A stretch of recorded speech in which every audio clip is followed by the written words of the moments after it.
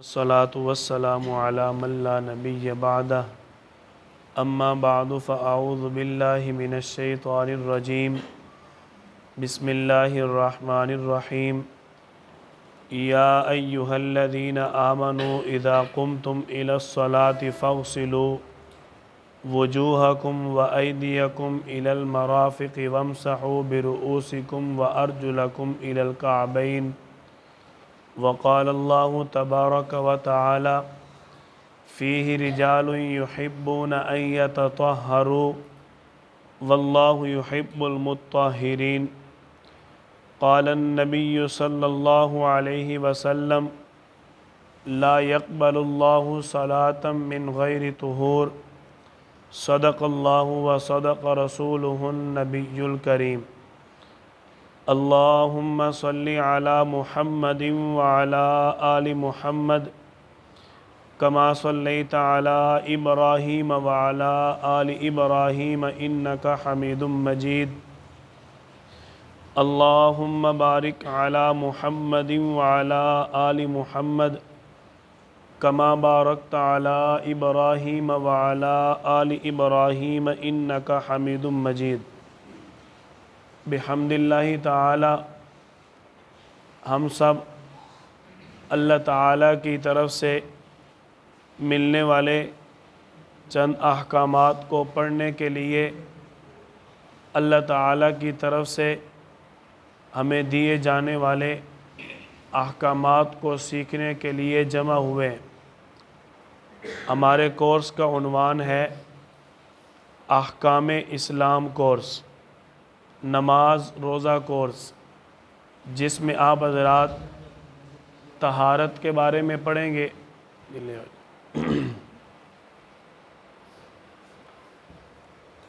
ماشاءاللہ زبردست ہو گیا، ہم ذرا ساڈا زور صحیح لگ سی۔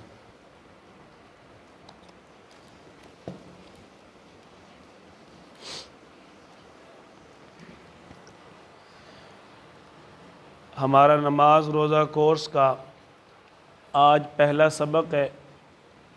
اللہ تعالیٰ نے جتنے بھی احکامات اہل اسلام مسلمانوں کو عطا فرمائے ہیں، سارے احکامات کا خلاصہ شریعت کے چند بنیادی اصطلاحات پر ہے۔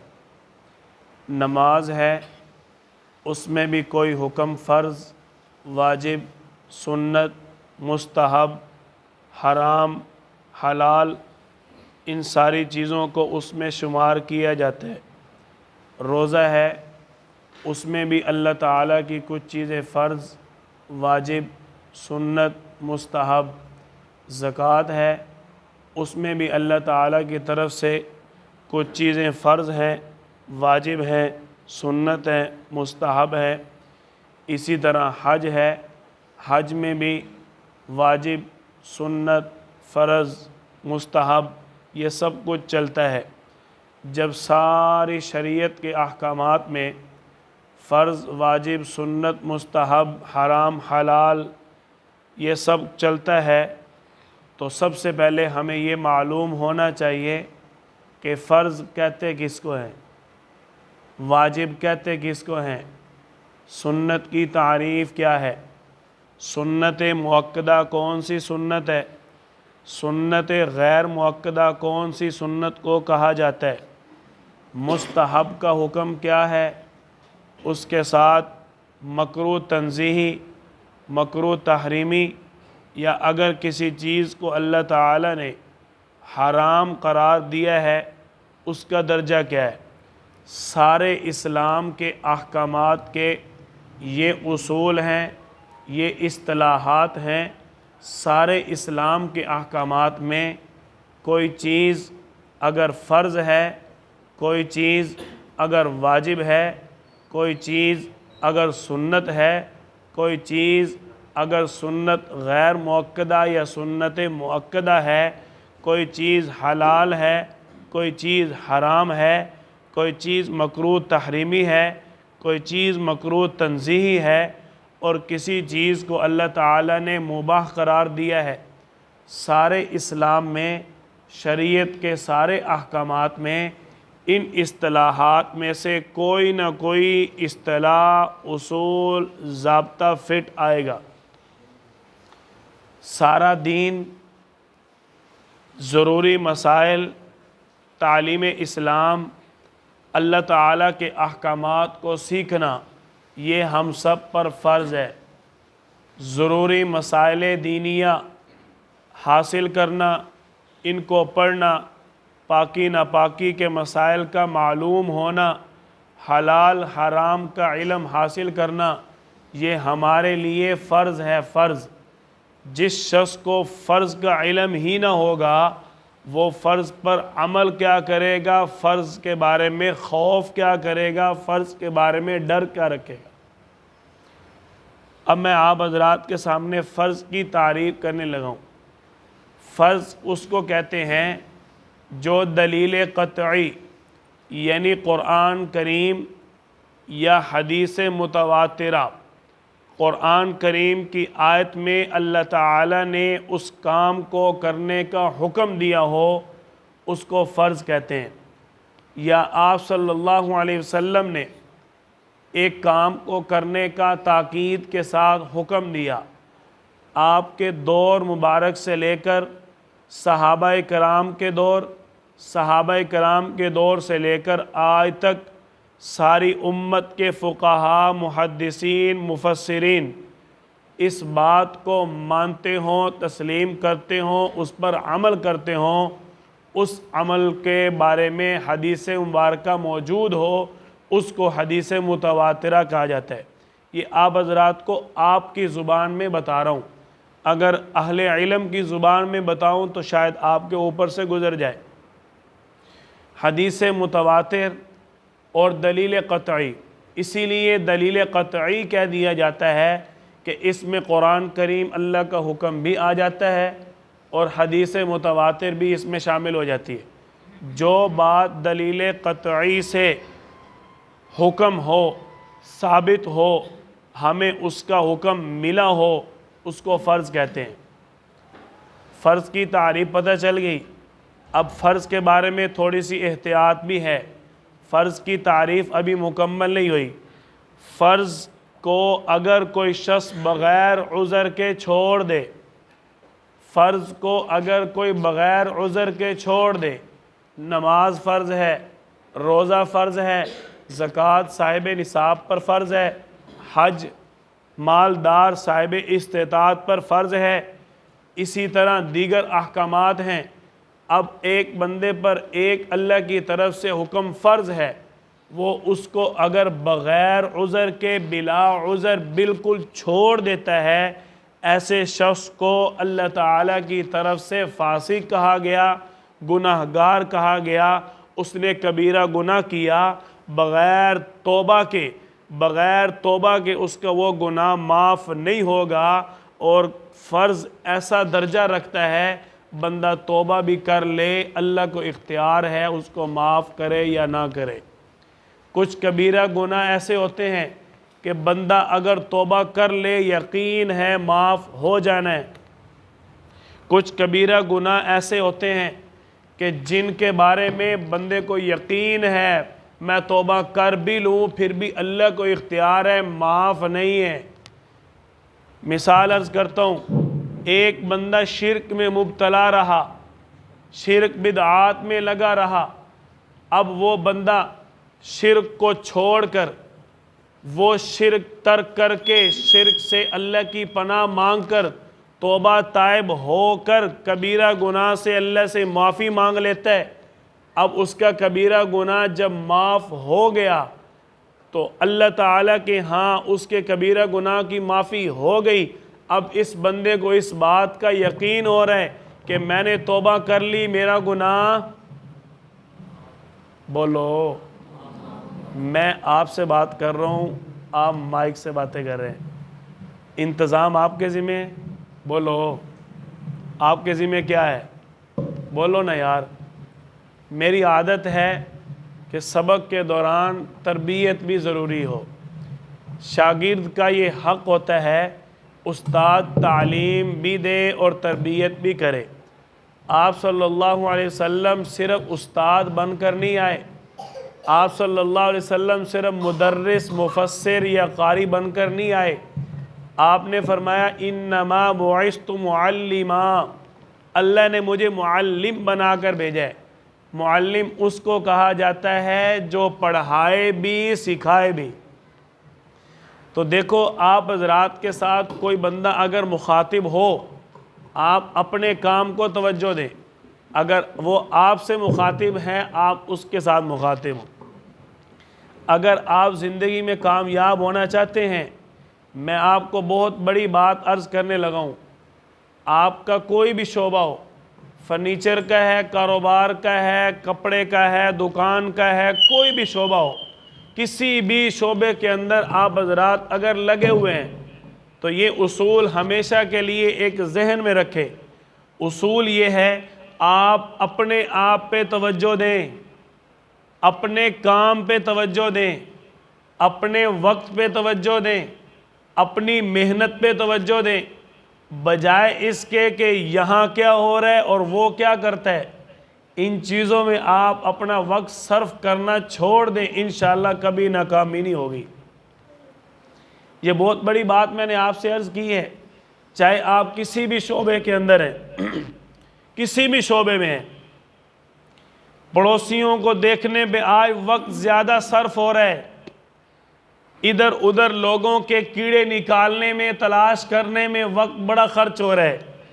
اپنی محنت، اپنے ماں باپ، بہن بھائی، اپنے بچوں کی فکر کرنے پہ بالکل گزارے والا وقت دیا جا رہا ہے. حالانکہ حق اپنا زیادہ ہے.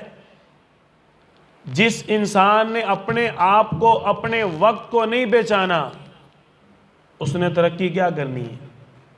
اگر آپ اپنے آپ کو پہچان لیں، اپنے وقت کو پہچان لیں، اپنے کام کو پہچان لیں، اپنی محنت کو خود ترجیح دیں، تو پھر دنیا آپ کو ترجیح دے گی. اگر آپ خود اپنے آپ کو نہیں پہچانتے، لوگ آپ کو کہاں پہچانیں گے. یہ آپ نے دیکھا ہے، مائک آیا، سپیکر آیا، سیٹنگ ہوئی، میری آواز میں پہلے یا بعد میں کوئی فرق آیا؟ کیونکہ میرے ذمہ آپ کو پڑھانا ہے، میرے ذمہ سیٹنگ کرنا نہیں ہے، میرے ذمہ انتظام نہیں ہے، میرے ذمہ آپ کو پڑھانا ہے. میں نے آپ حضرات کو پڑھا کے چلے جانا ہے. اگر میں ادھر ادھر دیکھتا رہوں، میرا وقت ضائع ہوگا. میں اپنے وقت کو ترجیح دوں، مجھے اپنے کام سے غرض ہے. یہ راز ہے ہماری کامیابی کا. اپنی کامیابی کا راز آج کوئی کسی کو دینے کے لیے تیار نہیں ہے، اور ہم فری میں آپ کو دے رہے ہیں. اس لیے آپ اپنے سبق پر توجہ دیں، اپنی طرف توجہ دیں، اپنے کام کو دیکھیں. ہماری بات کہاں چل رہی تھی؟ بولو، کوئی تو بولو جی. یار ڈرو نہیں، میں آپ کو ابھی سے عرض کر رہا ہوں، پورے کورس میں آپ غلط بھی بولیں گے، آپ کو شاباش ملے گی. کیوں؟ کیونکہ سیکھنے کے لیے آئے بھائی، سیکھنے کے لیے آئے نا. ہم کس لیے آئے ہیں؟ سیکھنے کے لیے آئے ہیں. تو جب آپ صلی اللہ علیہ وسلم معلم بنا کر بھیجے گئے، اور ساری کائنات کے سب سے بڑے استاد، معلم، مدرس سب کچھ تھے، تو پھر میں اور آپ کیا ہیں؟ ہم بھی معلم ہیں. معلم سیکھنے سکھانے والے کو کہا جاتا ہے. سمجھ آ رہی ہے بات کی؟ تو آپ حضرات سیکھنے کے لیے آئے ہیں، آپ نے پریشان نہیں ہونا. سب سیکھنے والے ہیں. ہم کیا کہتے ہیں؟ ہمارا نظریہ کیا ہے تبلیغ والوں کا؟ سب سیکھنے والے. اور دوسرا نظریہ ہمارا یہ بھی ہے کہ ہم نے سب سے پہلے گھبرانا نہیں. ٹھیک ہے نا جی؟ آپ نے پریشان نہیں ہونا. جو بات آپ کے دل میں سوال آئے، آپ اس کو اپنے پاس لکھ کے ہمیں جمع کروا دیں. جو بات چل رہی ہو توجہ سے سنیں. فرض کی بات چل رہی تھی. فرض وہ جو دلیل قطعی سے ثابت ہو، قرآن کریم میں اللہ تعالیٰ نے اس کے کرنے کا حکم دیا ہو. جو اس کو چھوڑ دے فاسق ہے، گناہ گار ہے، اور اس کو جان بوجھ کر ترک کرنے والا، جان بوجھ کر ترک کرنے والا، اس کا اسلام سے نکلنے کا خطرہ ہے. جان بوجھ کر چھوڑنے والا. اس کی مثال عرض کر دیتا ہوں، جیسا کہ نماز ہے. نماز فرض عین ہے. اب فرض کی بھی آگے دو قسمیں ہیں، وہ آپ حضرات سے عرض کر دیتا ہوں. فرض کا اگر کسی نے انکار کر دیا، کسی نے یہ کہہ دیا نہیں جی نہیں میں نہیں مانتا کہ نماز فرض ہے، اس شخص کو اب دوبارہ ایمان لانے کی، اسلام قبول کرنے کی، کلمہ پڑھنے کی ضرورت ہے۔ صرف اتنا اگر کہہ دیا کہ میں نہیں مانتا نماز فرض ہے، صرف اتنا کہہ دیا، آگے سنت کی بارے بھی تعریف آئے گی، ذرا آپ چوکن نہ رہیے گا۔ فرض کی دو قسمیں ہیں، فرض عین اور فرض کفایہ۔ فرض عین یعنی وہ کام جس کا کرنا ہر ایک کے لیے خود ضروری ہے۔ مثال کے طور پر نماز پڑھنا، ہر بندے کے لیے اپنی نماز خود پڑھنا ضروری ہے۔ پیسے دے کر کسی اور سے نماز پڑھوائی نہیں جا سکتی۔ نماز پڑھنا فرض عین ہے۔ عین کہا جاتا ہے اپنی ذات کو، فی نفس ہی خود وہ کام کرنا، اس کو کہتے ہیں فرض عین۔ اب فرض عین نماز ہر مسلمان کے لیے ضروری ہے۔ اگر کوئی شخص فرض عین کو بلا عذر قصداً جان بوجھ کر بھی اگر ترک کر دے تو وہ شخص فاسق ہے، گناہگار ہے، عذاب ہوگا، عذاب کا مستحق ہے۔ اور اگر کوئی فرض عین کا انکار کر دے وہ بھی اسلام سے خارج ہے۔ فرض کفایہ دوسری قسم فرض کی، اس کا کرنا بھی مسلمانوں کے لیے ضروری ہے لیکن ہر ایک کے لیے ضروری نہیں ہے۔ جیسا کہ نماز جنازہ، نماز جنازہ پڑھنا فرض کفایہ ہے۔ محلے والوں میں سے اگر ایک شخص نماز جنازہ پڑھ آتا ہے تو سب کی طرف سے فرض کفایہ ادا ہو گیا۔ کفایہ کا مطلب ہے کسی اور کا کافی ہو جانا، معاون ہو جانا، ساتھی بن جانا۔ تو فرض کفایہ نماز جنازہ ہے۔ فرض کفایہ کے بارے میں بھی یہی حکم ہے، اگر کوئی شخص اس کا انکار کر دے وہ بھی اسلام سے خارج ہے۔ اور اگر اہل علاقہ میں سے، محلے والوں میں سے کوئی شخص بھی نماز جنازہ کے لیے نہیں جاتا، محلے والا کوئی آدمی فوت ہو گیا، بھئی پوری دنیا کا نہیں، محلے والا اگر کوئی فوت ہوا، محلے والوں میں سے کوئی بھی جنازہ پڑھنے نہیں جاتا، سارا محلہ گناہگار ہے۔ فرض چھوڑنے کی وجہ سے سارے فاسق شمار ہوں گے۔ نمبر 2، واجب۔ واجب بھی ہوتا ہے نا احکامات میں، کس کس کو پتہ ہے؟ واجب ہوتا ہے نا احکامات میں۔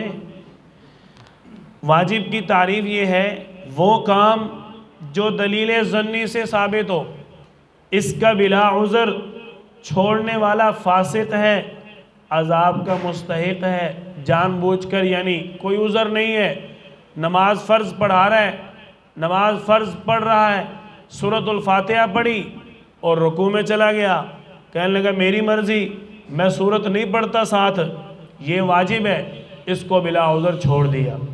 جب بلا عذر چھوڑ دیا تو اب یہ فاسق ہے، اب یہ گناہگار ہے، عذاب کا مستحق ہوگا، بشرطے کہ کوئی شبہ نہ ہو، کوئی بھول نہ ہو، کوئی غلطی نہ ہو۔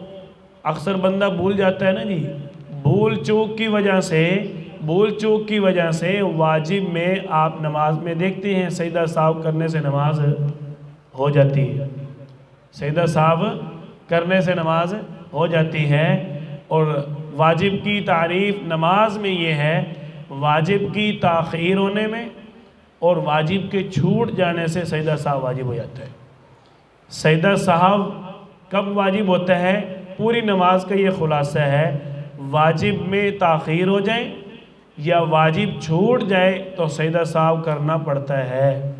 یعنی اب نماز میں تلاوت رہ گئی، کوئی آیت رہ گئی، یا تلاوت یاد تھی لیکن اتنا بھول گیا کہ کافی دیر سوچتا رہا، سوچنے کی وجہ سے تاخیر ہوگی کہ نہیں واجب میں؟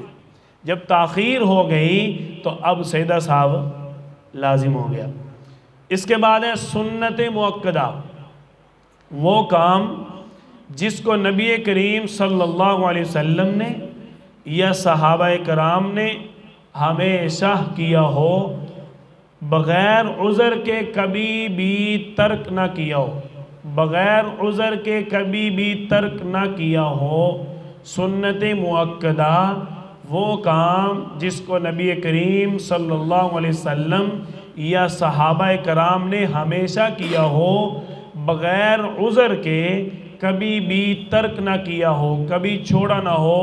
مثال عرض کر دیتا ہوں، جیسا کہ سفر میں سنتوں کو چھوڑ دینا۔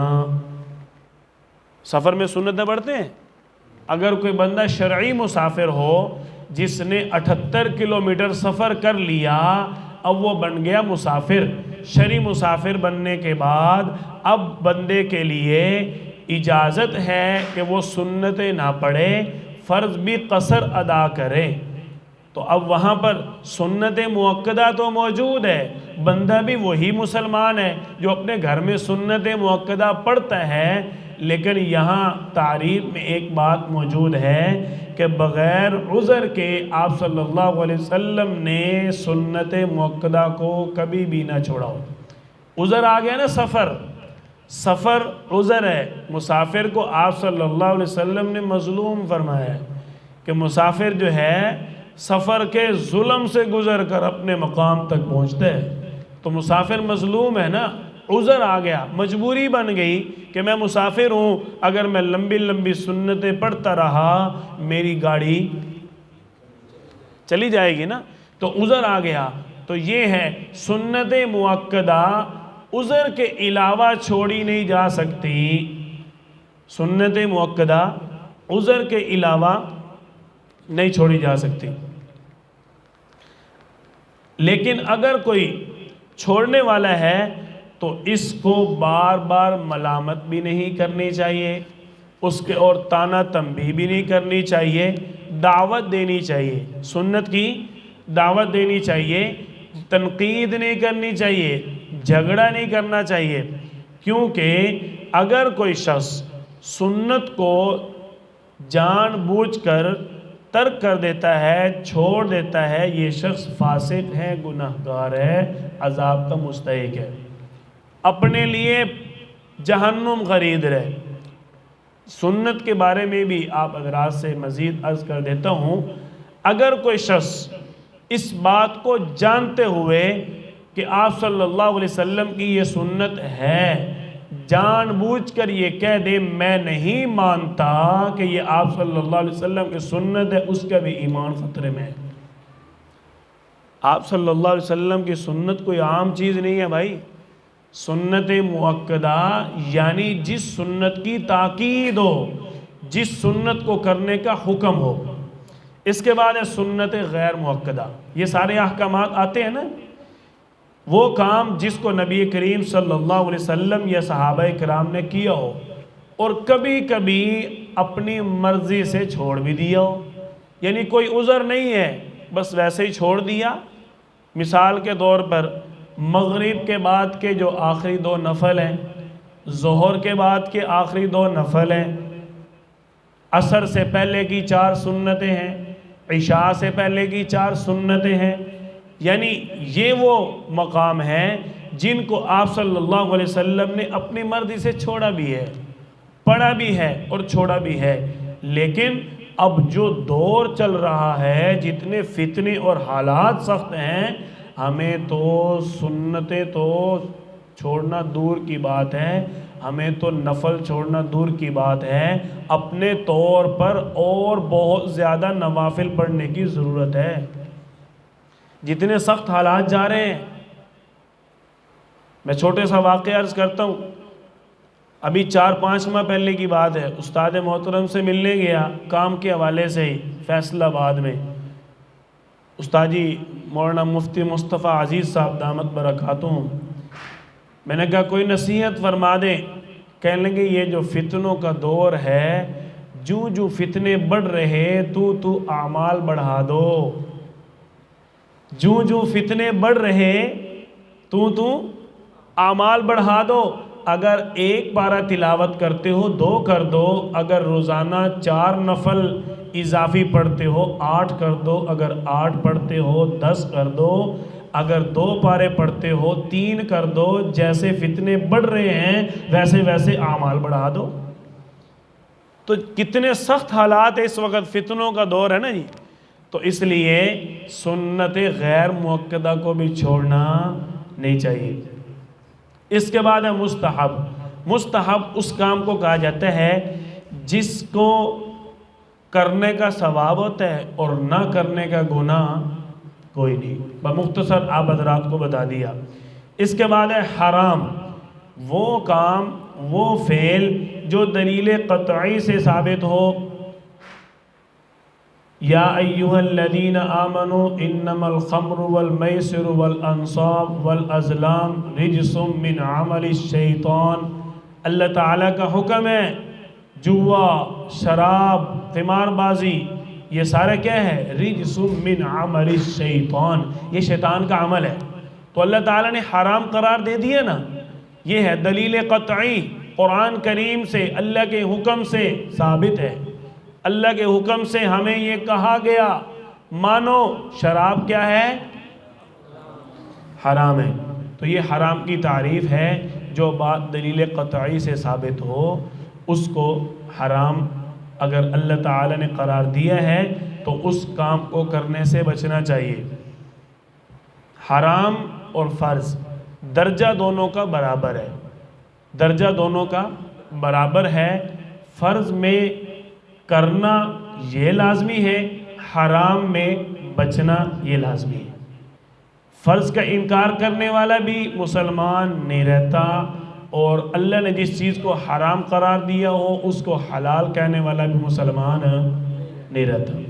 اس کے بعد ہے مکروہ تحریمی، وہ کام جس کو دلیل منطقی سے ثابت، یعنی روایات میں بھی ہو اور فقہاء کرام کے تابعین تبع تابعین کے اجتہاد سے بھی یہ بات خوب واضح ہو، اس کا انکار کرنا گناہ ہے، اس کا انکار کرنا گناہ ہے۔ بغیر کسی عذر کے اس کو نہیں کرنا چاہیے، بچنا چاہیے۔ مکروہ تحریمی حرام کے بالکل قریب ہوتا ہے، مکروہ تحریمی حرام کے بالکل قریب ہوتا ہے۔ اگر کوئی شخص اس کو بھی کرے گا تو وہ بھی گناہگار ہوگا۔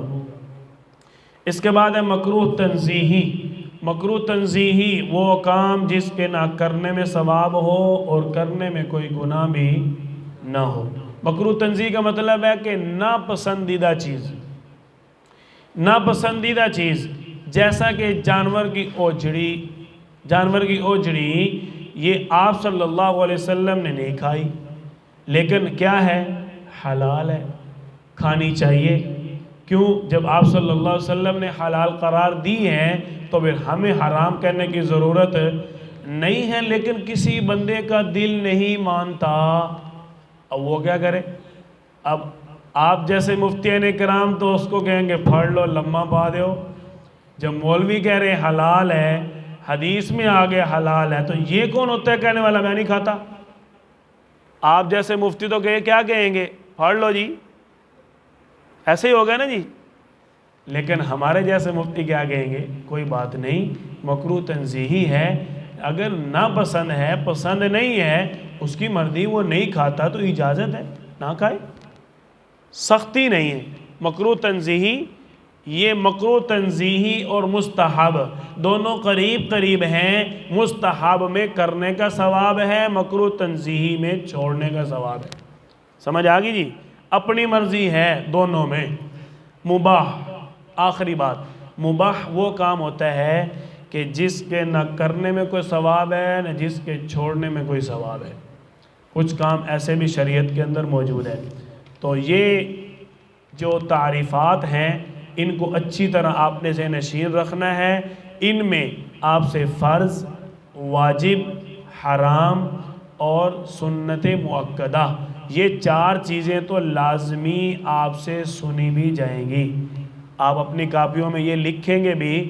میں آپ سے معذرت کرتا ہوں کہ کتابیں وہاں سے روانہ ہو گئی ہیں لیکن پہنچنے میں دیر ہوگی۔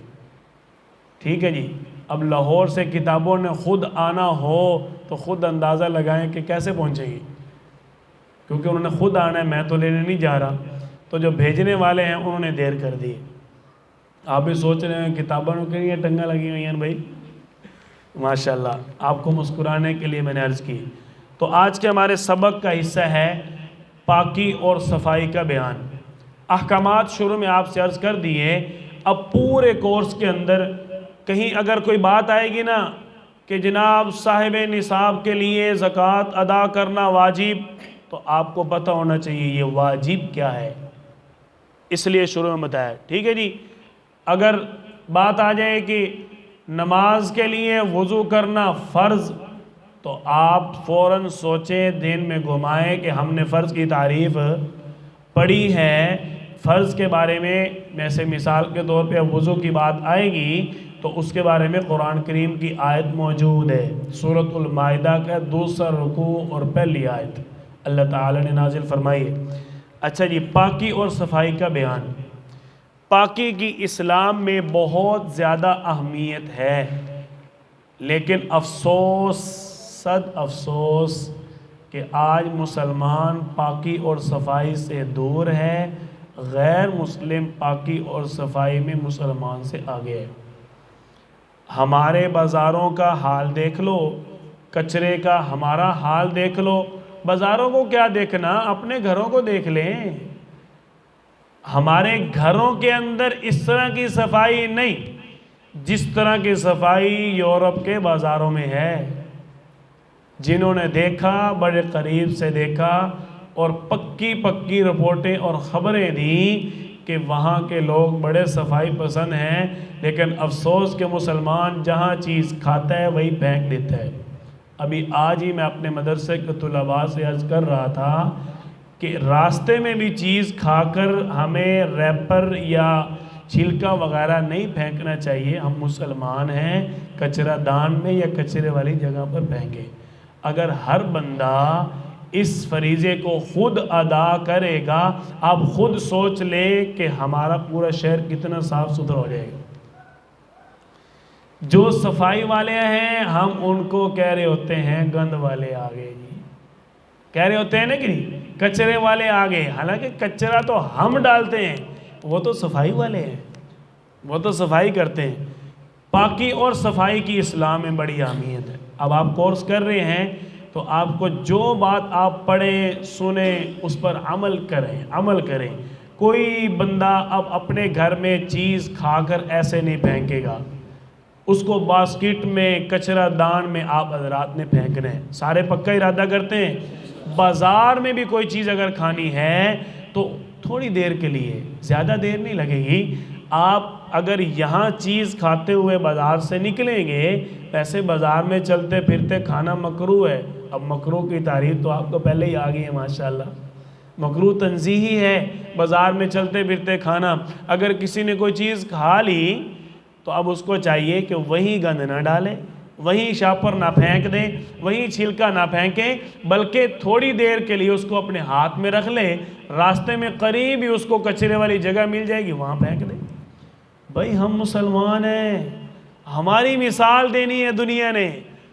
ہم غیر مسلموں کی مثالیں دیتے پھر رہے. کیوں؟ ہم نے اپنے اندر اسلام اتارا نہیں. حالانکہ ہماری مثالیں لوگوں کو دینی چاہیے. اور سب کچھ انہوں نے ہمارے مذہب سے لیا ہے. آپ اس وقت بھی گوگل پہ ذرا لکھ کے دیکھیں. اب گوگل مسلمانوں نے نہیں بنایا، انگریزوں نے بنایا. آپ گوگل پہ ذرا لکھ کے دیکھیں ورلڈ از دا بیسٹ مین، یعنی پوری دنیا کا سب سے اچھا آدمی کون ہے؟ گوگل جواب دیتا ہے حضرت محمد صلی اللہ علیہ وسلم. سوچو، غور کرو.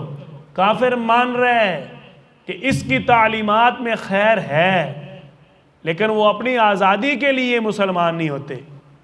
لیکن مسلمان عمل نہ کرے تو کتنا افسوس ہے.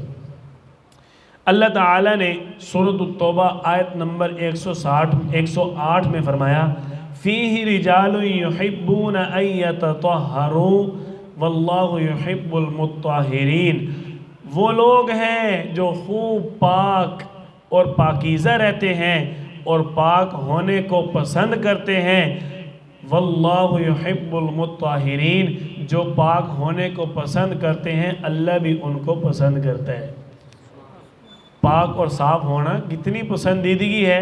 ہر بندہ دعا مانگ رہا ہے، یا اللہ اپنے مقرب لوگوں میں مجھے بھی شامل فرما، یا اللہ اپنے متقی لوگوں میں مجھے بھی شامل فرما، اللہ جی نیک لوگوں میں میرا بھی نام لکھ دے۔ تو بھائی جب اللہ فرما رہا ہے واللہ یحب المطہرین، تو میرا ہی بندہ ہے لیکن پاک صاف تو رہے، تیرا متقیوں میں نام آ گیا۔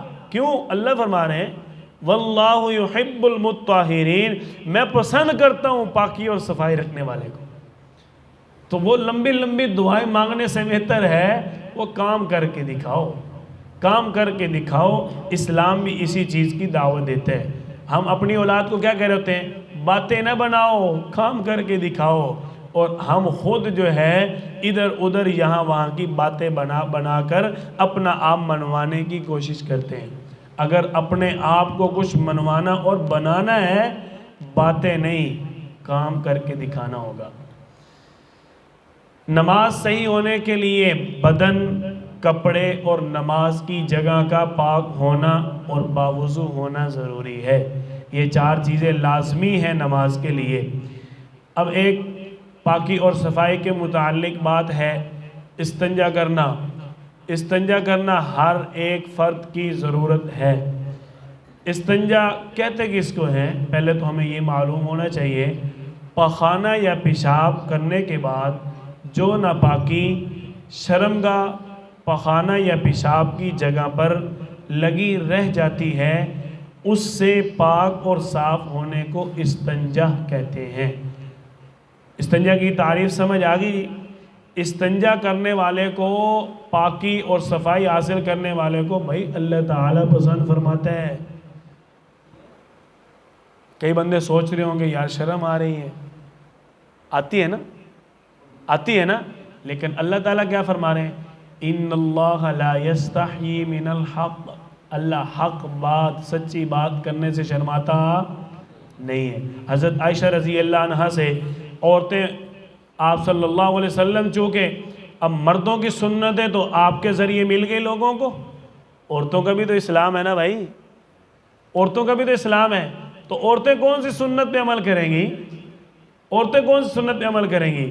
اللہ تعالیٰ نے فرمایا یا ایھا النبی قل لازواجک وبناتک ونساء المؤمنین، میرے نبی کی بیویوں، بیٹیوں، تم عام عورتوں کی طرح نہیں ہو، تم میرے نبی کی سنتوں کے سامنے عورتوں کی سنت ہو۔ اب عورتیں حضرت عائشہ رضی اللہ عنہا سے مسائل پوچھنے کے لیے آتی عورتوں کے، تو پاس جو دیگر ازواج مطہرات آپ صلی اللہ علیہ وسلم کی بیویاں بیٹھی ہوتی تو وہ شرم محسوس کرتی۔ غالباً حضرت سودا رضی اللہ عنہ کے بارے میں ہے کہ منہ کو لپیٹ لیا، شرم کے مارے یوں منہ پہ کپڑا رکھ لیا، تو بعد میں جب مسئلہ پوچھ کے عورت چلے گئی تو کہنے لگی بی بی عائشہ تو اس طرح کے مسائل بتا سکتی ہے، مجھے تو بڑی شرم محسوس ہو رہی۔ حضرت عائشہ رضی اللہ عنہ نے فرمایا ان اللہ لا یستحیی من الحق، جب اللہ تعالی حق بات کرنے سے نہیں شرماتا، ہم اللہ سے بڑے باحیا نہیں ہیں۔ تو اس لیے دین کی بات پڑھنا، سیکھنا، اس میں شرم اور عار نہیں ہونی چاہیے، ٹھیک ہے جی؟ کیونکہ آپ نے مذاکرہ کرنے ہیں، پھر آپ بعد میں شرماتے رہیں، ہنستے رہیں، مذاق کرتے رہیں، وہ مناسب نہیں ہوگا۔ اس لیے میں نے درمیان میں یہ بات عرض کر دی۔ استنجا کا طریقہ، پیشاب کرنے کے بعد الٹے ہاتھ سے مٹی کے پاک ڈھیلے یا آج کل ٹیشو پیپر ہے اس کے ساتھ پیشاب کی جگہ کو صاف کر لیں اور اس کے بعد اچھی طرح پانی سے دھوئیں۔ الٹے ہاتھ کے ساتھ استنجا کریں اور سیدھے ہاتھ کے ساتھ پانی ڈالیں۔ اس کے بعد اب استنجا کر لیا، استنجا کی تعریف بھی ہو گئی، استنجا کرنے کا طریقہ بھی آ گیا۔ وضو، نماز سے پہلے وضو، وضو کے فرائض، وضو کے کتنے فرائض ہیں؟ 4۔ وضو کے کتنے فرض ہیں؟ 4۔ نمبر 1، ایک مرتبہ پورا چہرہ دھونا۔ یا ایھا الذین آمنوا اذا قمتم الی الصلاۃ، ایمان والو جب نماز کے لیے کھڑے ہو فَاغْسِلُوا وُجُوهَكُمْ، اللہ تعالیٰ فرما رہے ہیں اپنا پورا چہرہ دھو. ٹھیک ہے جی، یہ فرض ہے. یہ فرض کی تعریف پتہ ہے نا، قرآن کریم میں اس کا حکم آیا ہو. اب اللہ فرما رہے ہیں فَاغْسِلُوا وُجُوهَكُمْ، ایمان والو پورا چہرہ دھونے. وَأَيْدِيَكُمْ إِلَى الْمَرَافِقِ، یہ قرآن کریم کی آیت ہے، حفاظ کرام بیٹھے ہوئے ہیں. وَأَيْدِيَكُمْ إِلَى الْمَرَافِقِ، نمبر 2 دوسرا فرض کیا ہے؟ ایک مرتبہ دونوں کونیوں سمیت ہاتھ دھونا. دونوں کونیوں سمیت ہاتھ دھونا، یعنی یہ کونیاں جنہوں اسی اپنی زبان ارکاں آخدے ہیں، ٹھیک ہے نا، ارکاں، یہ صرف مارنے کے لیے نہیں ہے بھائی، یہ دھونے کے لیے ہے. دیکھو ہم مارنے کے نام سے کتنا ہنسے ہیں ماشاءاللہ. ٹھیک ہے جی، یہ ارقے، یہ کونیاں، وضو کی عملی مشق بھی انشاءاللہ ابھی ہو جاتی ہے. تو نمبر 3 چوتھائی سر کا مسح کرنا. وَامْسَحُوا بِرُؤُوسِكُمْ، اللہ کا حکم ہے سر کا مسح کرنا ہے. وَأَرْجُلَكُمْ، بولو إِلَى الْكَعْبَيْنِ، کہ دونوں پاؤں ٹخنوں سمیت دھونا. کئی لوگ ٹخنوں تک دھو رہے ہوتے ہیں، لیکن ٹخنوں تک نہیں ہے، ٹخنوں سمیت. نمبر 1 کیا تھا؟ پورا چہرہ دھونا. نمبر 2 ایک مرتبہ دونوں ہاتھ کونیوں سمیت دھونا. نمبر 3 چوتھائی سر کا مسح کرنا. نمبر 4 دونوں پاؤں ٹخنوں سمیت دھونا. وقت نہیں ہے ورنہ آپ کو ایک لطیفہ سناتا. مجھے بچپن کی باتیں بڑی زیادہ یاد ہیں. تو مجھے ایک مرتبہ استادوں نے کھڑا کیا، وضو کے فرض سنا. تو اردو تو آتی نہیں تھی لیکن فرض یاد تھے. تو یہ تو بتا دیا کہ پورا چہرہ دھونا ہے، یہ بتا دیا. تو جب کونیوں کی باری آئی تو میں نے کہا دونوں ٹہنیوں کو بازو سمیت دھونا. پتہ ہے اردو جو نہیں آتی تھی نا، تو وہ کہنیوں کی بجائے کوہنیوں کی بجائے ٹہنیوں کہہ دیا. تو یہ لطیفہ یاد آ گیا، آپ کو خوش کر دی ہے. اچھا، کچھ چیزیں ایسی ہیں جن سے وضو ٹوٹ جاتا ہے. نمبر 1 پخانہ یا پیشاب کرنا. نمبر 2 ہوا کا نکل جانا. نمبر 3 جسم کے کسی حصے سے خون یا پیپ کا نکل کر بہہ جانا. اس معاملے میں تم مفتیوں کو بڑا پریشان کرتے ہو، حالانکہ اتنا مسئلہ نہیں ہے. مسئلہ پوچھنے کی بجائے نا آپ مسئلہ بنا دیتے ہو. مسئلہ یہ ہے کہ خون نکل کر بہہ جائے. بہہ جانے کا مطلب یہ ہے اگر آپ کا اتنا سا زخم ہے یہاں پہ، تو اس زخم کے اندر اگر خون ہے تو پھر تو کوئی بات نہیں، آپ کا وضو نہیں ٹوٹا.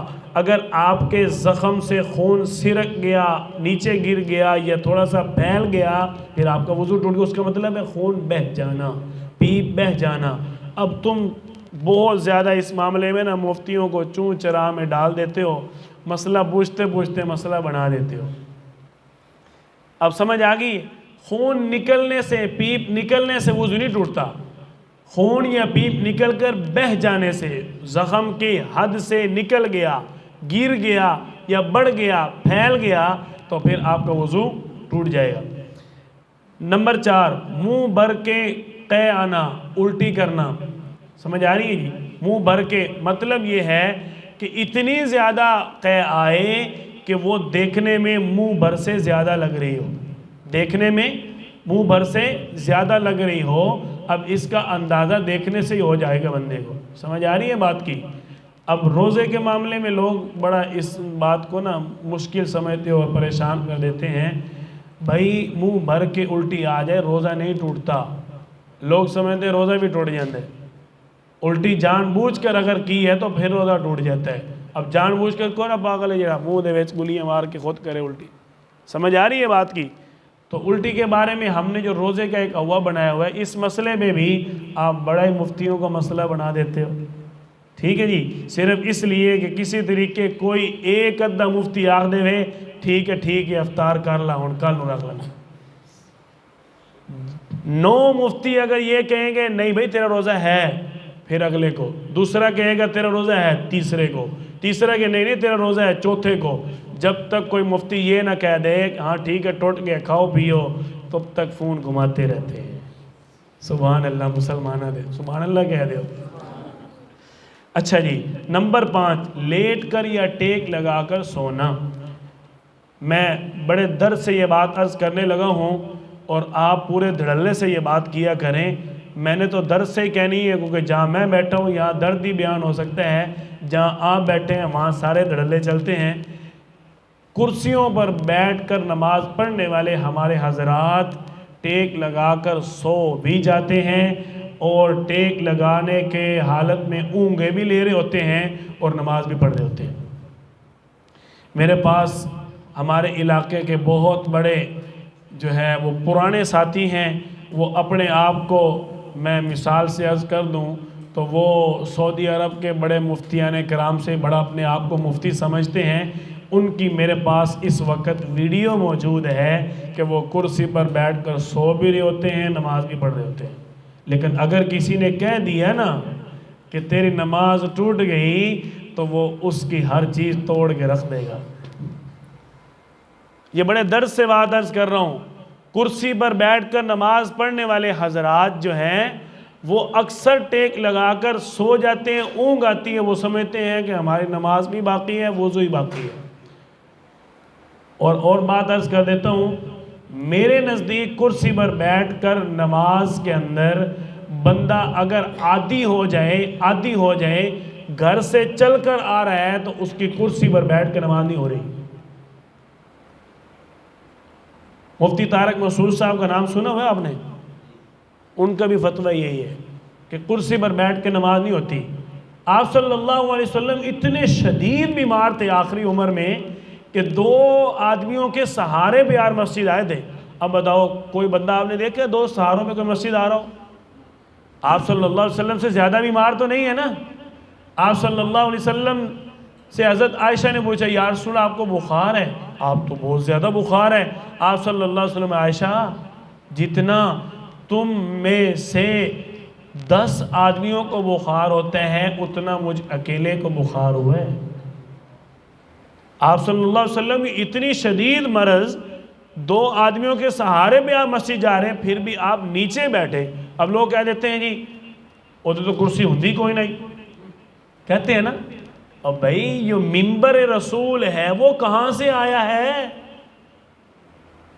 اب منبر ہوتا نہیں تھا اس دور میں، بولو بھائی منبر ہوتا نہیں تھا تو آپ صلی اللہ علیہ وسلم کیا اس منبر میں بیٹھ کے نماز نہیں پڑھ سکتے تھے؟ مسئلہ یہ ہے کہ لوگ اب مسئلے پوچھتے کم ہیں، مسئلے بناتے زیادہ ہیں. اس وجہ سے مسجدوں میں کرسیوں پہ نماز چل رہی ہے. مفتی اعظم صاحب کا نام سنا ہوگا آپ حضرات نے. ہماری مسجد کے ساتھ ہی ماشاءاللہ فرید والی مسجد میں بہت اچھے بہت بڑے عالم ہیں، اللہ تعالیٰ ان کی علم میں عمر میں برکتیں عطا فرمائے. وہ فرماتے ہیں ان قریب مسجدوں میں بیڈ آنے والے ہیں. حالت تو یہی ہے نا جب مانتے نہیں. بہرحال نمبر 6 بے ہوش ہو جانا. اگر کوئی شخص بے ہوش ہو گیا اس کا وضو بھی ٹوٹ جائے گا. نمبر 7 نماز میں قہقہ لگا کر زور سے ہنسنا. اتنی زور سے ہنسا کہ ساتھ والوں کو پتہ چل گیا یہ ہنسا ہے تو اس کا وضو بھی ٹوٹ گیا، نماز بھی ٹوٹ گئی. کئی لوگ کہہ دیتے ہیں نہیں میں تو گناہ سسیا کہتے ہیں نا، لیکن ساتھ والا اس کو نماز کے بعد کہہ رہا ہوتا ہے ہنستا کیوں پہ آئے، اور وہ کیا کہہ رہا ہوتا ہے میں اتنا نہیں ہنسا. بھائی جب ساتھ والے کو پتہ چل گیا تو مطلب یہ ہے کہ آپ اب زور سے ہنسے ہیں. ساتھ والے کو اگر پتہ چل گیا تو بس آپ کا قہقہ لگ گیا تو آپ کی نماز اور وضو ٹوٹ گیا. وضو کا طریقہ، وضو کے طریقہ میں سب سے پہلے صاف ستھری اور اونچی جگہ پر بیٹھنا چاہیے. آستین کونیوں سے اوپر کر لینی چاہیے. کپڑا پہلے اپنا سیٹ کر لیں. کئی لوگ وضو کے اندر ہاتھ دھو لیے، ناک میں پانی کلی کر لی، ناک میں پانی ڈال لیا، چہرہ دھو لیا، جب بازو دھونے لگے تو فوراً جلدی بازو اوپر کرنے لگتے ہیں. اس طرح وضو نہیں ہوگا. کیوں نہیں ہوگا بھائی؟ وضو میں شرط ہے پے در پے وضو کرنا. ایک عضو کے خشک ہونے سے پہلے دوسرا عضو دھو لینا. اب جو بندہ ان بٹنوں کو کھولے گا بازو چڑھائے گا اس کے ہاتھ خشک ہو جائیں گے کہ نہیں؟ اس کے ہاتھ خشک ہو گئے تو اب اس کے لیے دوبارہ نئے سرے سے وضو کرنا لازمی. وضو سے پہلے کی دعا پڑھنا، وضو کی نیت کرنا. دعا ہے بسم اللہ والحمدللہ. سارے پڑھ لیں بسم اللہ بسم اللہ پڑھے نا بسم اللہ والحمدللہ اچھا جی، اس کے بعد دونوں ہاتھ گھٹوں تک 3 بار دھونا، گھٹوں تک۔ یہ گھٹ ہیں اور جو پاؤں کے ساتھ ہیں وہ ٹخنے ہیں، جن کو اپنی زبان میں گٹے کہتے ہیں، ٹھیک ہے جی، ان کو ٹخنے کہا جاتا ہے۔ کیا کہا جاتا ہے؟ ٹخنے۔ اب لوگ یہاں بھی گٹے پڑھ رہے ہوتے ہیں، ایسے ہوتا ہے نا جی، دونوں ہاتھ گھٹوں تک۔ سیدھے ہاتھ میں پانی لے کر 3 بار کلی اور مسواک کرنا، اگر مسواک نہیں ہے تو شہادت کی انگلی دانتوں پر اچھی طرح پھیر لینا۔ مسواک کرتے ہوئے ٹونٹی اور نل کو بند کر دینا چاہیے تاکہ پانی ضائع نہ ہو۔ حضرت سعد بن معاذ رضی اللہ تعالیٰ عنہ نہر کے کنارے وضو کر رہے، آپ صلی اللہ علیہ وسلم نے فرمایا بھائی پانی ضائع نہ کرنا، اسراف نہ کرنا، دھیان سے۔ عرض کرنے لگے یا رسول اللہ میں نہر پہ بیٹھا ہوا ہوں، اتنا زیادہ وافر مقدار میں پانی موجود ہے تو کیا نہر پہ بیٹھ کے بھی اسراف نہیں کر سکتے؟ آپ صلی اللہ علیہ وسلم نے نہیں، اسلام میں پانی ضائع کرنے کی اجازت نہیں ہے۔ تو مسواک کرتے ہوئے ٹوٹی بند کر لینی چاہیے۔ سیدھے ہاتھ میں پانی لے کر 3 بار ناک میں پانی ڈالیں اور الٹے ہاتھ کے ساتھ ناک جھاڑیں۔ سیدھے ہاتھ سے ناک نہیں جھاڑنا چاہیے، الٹے ہاتھ کے ساتھ ناک صاف کریں۔ دونوں ہاتھوں میں پانی لے کر چہرے کو 3 مرتبہ دھو لیں۔ 3 مرتبہ سے زیادہ نہیں دھونا چاہیے، مکروہ ہے۔ اپنی تسلی کے لیے بس 3 بار ہی آپ دھوئیں، اس سے زیادہ آپ کو دھونے کی اجازت نہیں ہے، کیونکہ شیطان وسوسے ڈالتے ہیں۔ شیطان کے لیے اللہ تعالیٰ نے سب سے سخت لفظ جو استعمال کیا وہاں اس کی صفت وسوسے کو اللہ نے ذکر کیا ہے، من شر الوسواس الخناس۔ جہاں اس کو خناس کہا گیا وہاں پر اس کے وسوسے کی ذکر کیا گیا، یعنی وسوسہ کتنا سخت اس کی طرف سے حملہ ہے۔ تو وسوسے میں نہیں پڑھنا چاہیے، اپنے غالب گمان اور یقین کے مطابق وضو 3 مرتبہ عضو دھو کر تسلی سے نماز پڑھ لینی چاہیے۔ ایک اللہ والوں کا واقعہ ہے، شیطان بار بار آتا تھا، تنگ کرتا تھا، آپ کا وضو نہیں ہوا پھر وضو کرتے، پھر کہتا وضو نہیں ہوا پھر وضو کرتے، وضو نہیں ہوا پھر وضو کرتے۔ وہ آخر کار انہوں نے اپنے اللہ والوں سے رابطہ کیا، انہوں نے کہا کہ اب جب آپ کو شیطان وسوسہ ڈالے تو آپ نے کہنا ہے میں نے آج نماز بغیر وضو کے پڑھنی ہے۔ بس انہوں نے یہ کہا تو پھر اس کے بعد کبھی شیطان آیا نہیں۔ تو وسوسے سے بچنے کا یہ آسان طریقہ ہے۔ اچھا جی، پہلے سیدھے پھر الٹے ہاتھ، یعنی دونوں بازوؤں کو پہلے دایاں بازو اور پھر بایاں یعنی الٹا بازو کونیوں سمیت دھونا چاہیے۔ پورے سر کا مسح کرنا سنت ہے، چوتھائی سر کا مسح کرنا فرض ہے، چوتھائی سر کا مسح کرنا فرض ہے۔ اس کے بعد سر کا مسح کرتے ہوئے بھی کوشش کریں کہ آپ ٹوٹی بند کر دیں۔ پہلے سیدھے اور پھر الٹے پاؤں کو اچھی طرح دھو لیں۔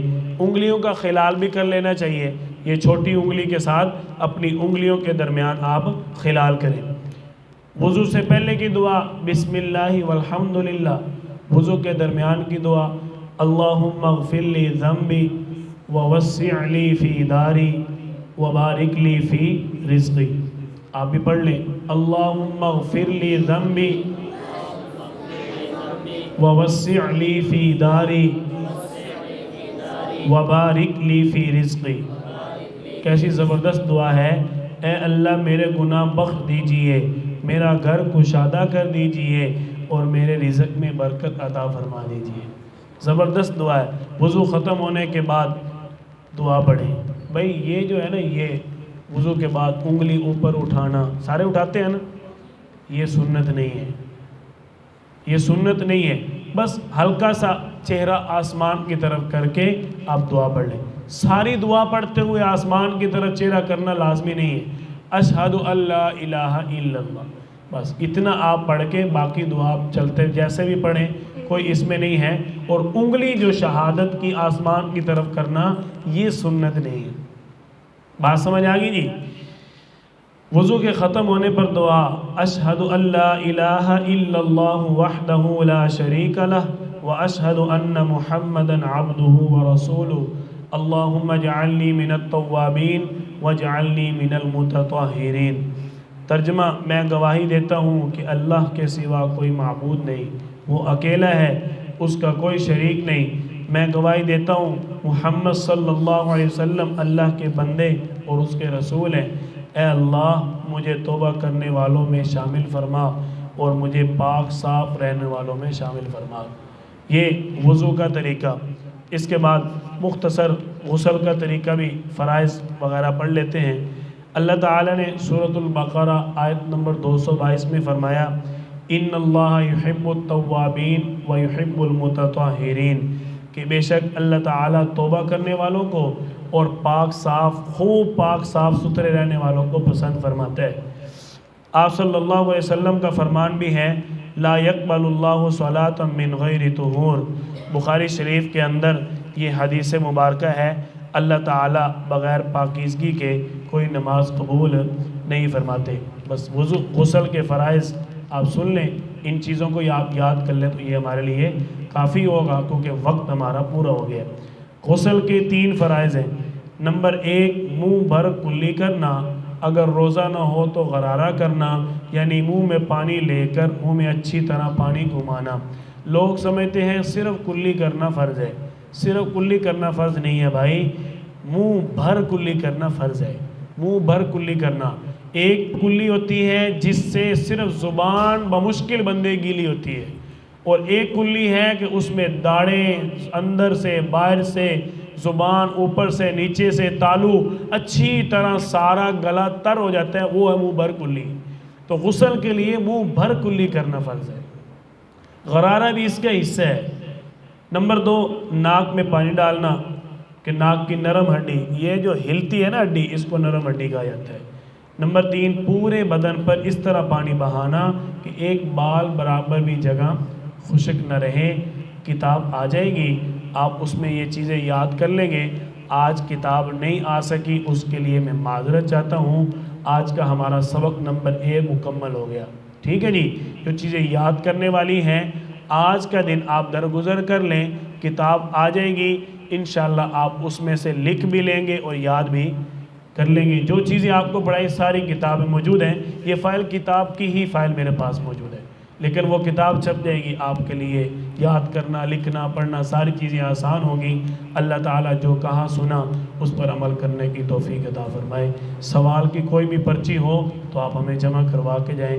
جنہوں نے فارم پور نہیں کیا وہ فارم پور کر کے جائیں، تاکہ آپ کا باقاعدہ داخلہ ہو۔